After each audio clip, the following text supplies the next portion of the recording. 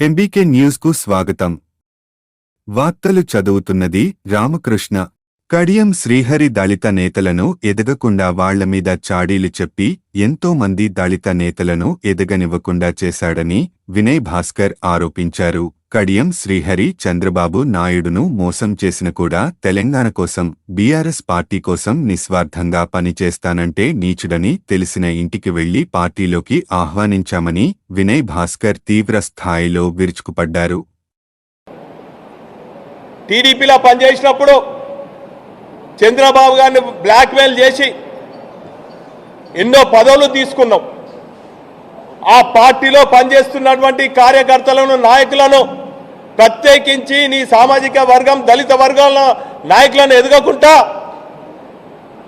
అనేక నిర్బంధాలు చేసి కుట్రలు, కుతంత్రాలతోని చాడీలు చెప్తూ నాయకత్వానికి తప్పుడు సమాచారం ఇచ్చి వారి రాజకీయ భవిష్యత్తు లేకుండా చేసినటువంటి నీచమైన, నికృష్టమైన చరిత్ర నీదని కూడా ఈ సందర్భంగా తెలియజేస్తున్నాం.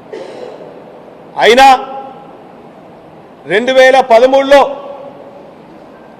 తెలంగాణ ఆనాటి ఉద్యమ నేత కేసీఆర్ గారు తెలంగాణ కోసం గొంగడి పురుగునైనా ముద్దు పెట్టుకోవాలని చెప్పి ఆ రోజు తెలంగాణతోని, ఆనాటి ఉద్యమ నేతతోని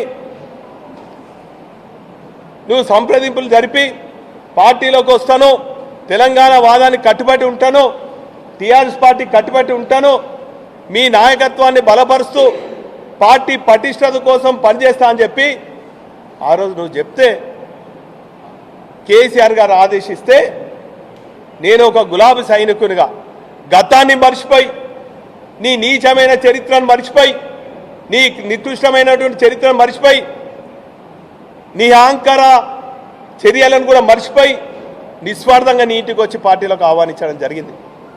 నాతో పాటు బీఆర్ఎస్ పార్టీ వర్కింగ్ ప్రెసిడెంట్ అయిన కేటీ రామారావు గారు, మేము ఇరువురు వచ్చినాం.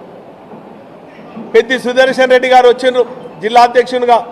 మేము నిస్వార్థంగా పార్టీ బలోపేతం కోసం, తెలంగాణ కోసం ఈరోజు నిన్ను ఆహ్వానిస్తే